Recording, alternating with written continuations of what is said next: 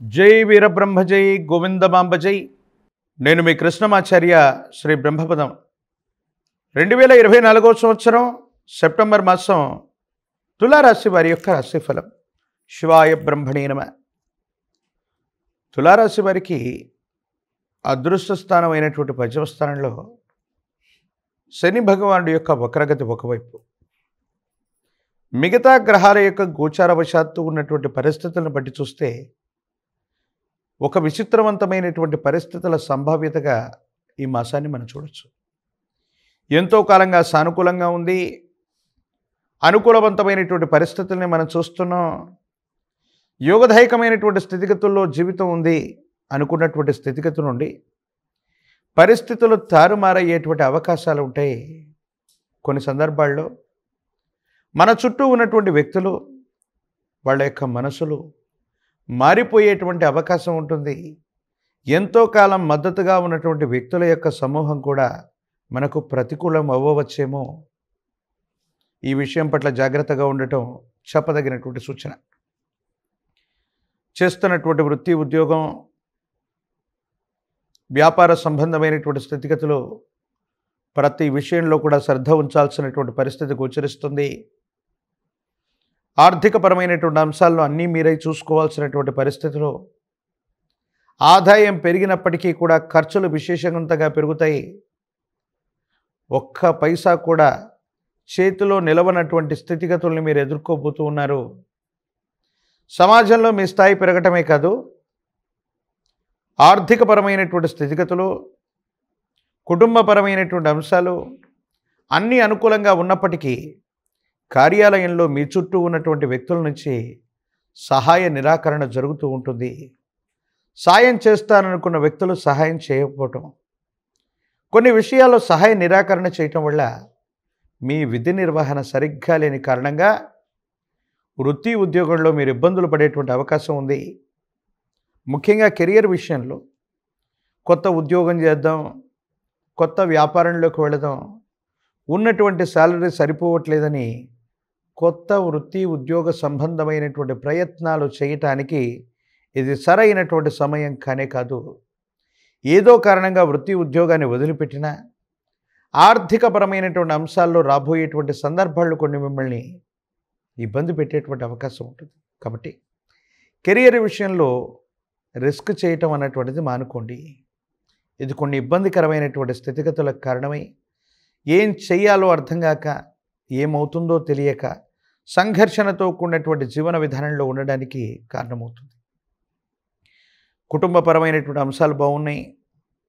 భార్యాభర్తలు, జీవిత భాగస్వామి, సంతానపరమైనటువంటి స్థితిగతుల గురించి మీరు ఎక్కువగా ఆలోచన చేస్తారు. వాటికి సంబంధించిన స్థితిగతులు అనుకూలవంతమవుతాయి. యోగదాయకమైనటువంటి ఫలితాలు రావటానికి కారణమయ్యేటువంటి సందర్భంగా మనం చెప్పచ్చు. సంతానం గురించి ఎక్కువగా ఆలోచిస్తారు.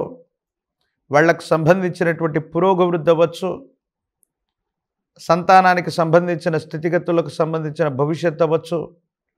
వాటి గురించి ఎక్కువగా ఆలోచించటం, ధనాన్ని ఖర్చు పెట్టడం, వాళ్ళ జీవితానికి సంబంధించి కొన్ని ముఖ్యమైన నిర్ణయాలు తీసుకునేటువంటి అవకాశం కూడా కనపడుతున్నట్టుగా మనం భావన చేయొచ్చు.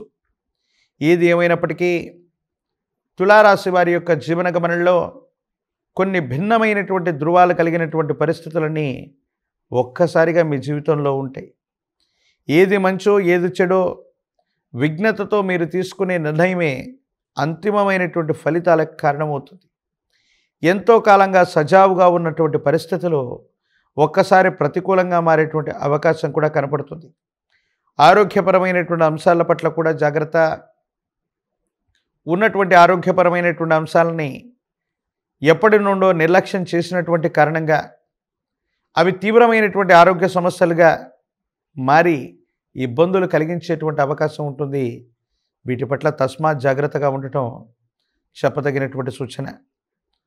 మాతాపితృ సంబంధమైనటువంటి పరిస్థితులు, తల్లిదండ్రులు, మీ కుటుంబానికి సంబంధించినటువంటి తోబుట్టువులు, వీళ్ళందరితో కూడా సరైనటువంటి సంబంధ బాంధవ్యాలని కలిగి ఉండే ప్రయత్నం చేయండి.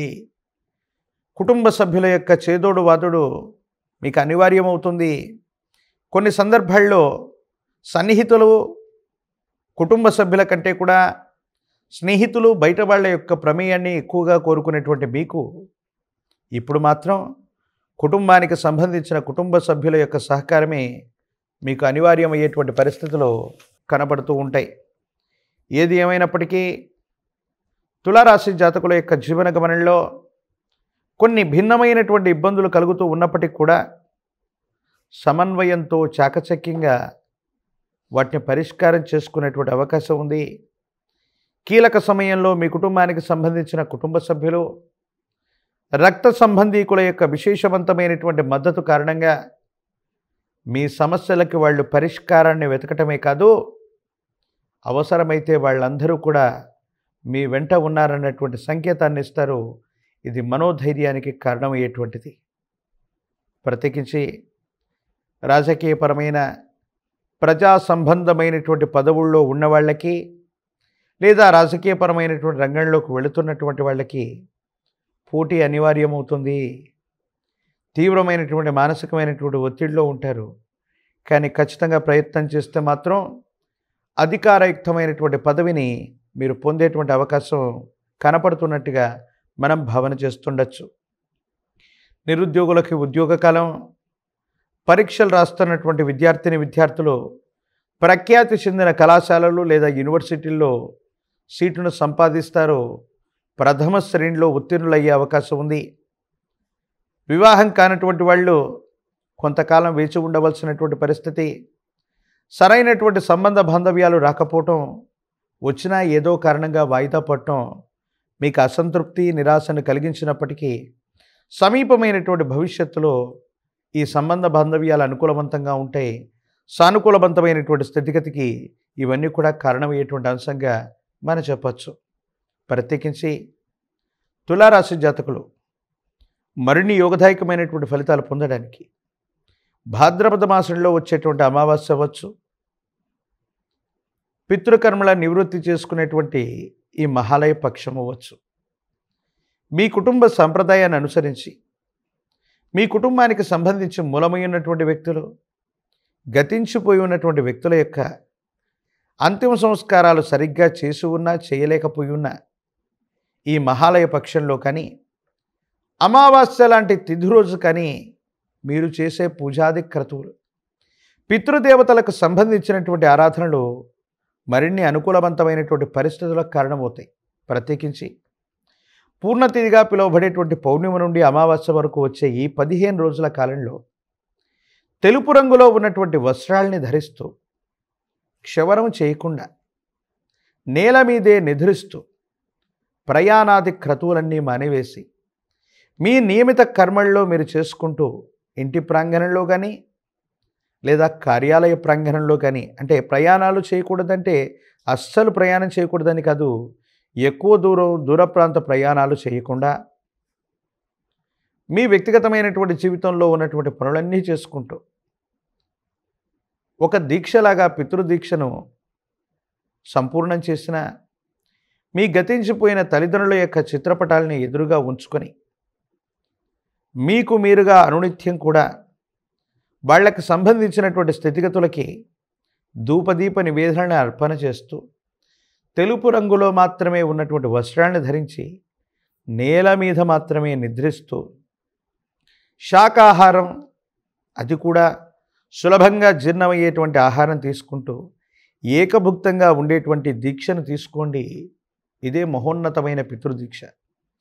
దీన్ని ఎవరైతే పూర్తి చేస్తారో ఎన్నో రోజులుగా జీవన గమనంలో ఉన్నటువంటి ఇబ్బందులు, సమస్యలు, ప్రతిబంధకాలు తొలగిపోయి దైనందిన జీవితంలో చాలా ఉత్కృష్టవంతమైనటువంటి ఫలితాలకి ఇవన్నీ కూడా కారణమయ్యేటువంటి అవకాశం కనపడుతూ ఉంటుంది.